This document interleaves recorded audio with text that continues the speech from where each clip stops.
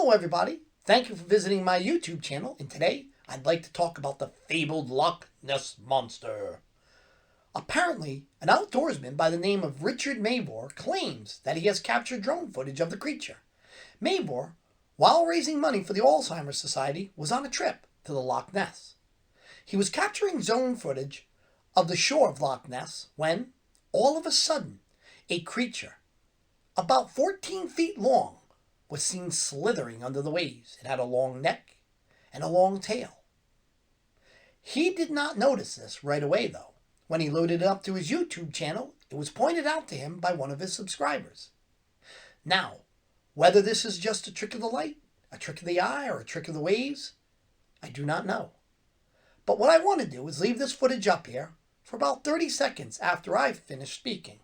Then you can determine whether or not this is the creature.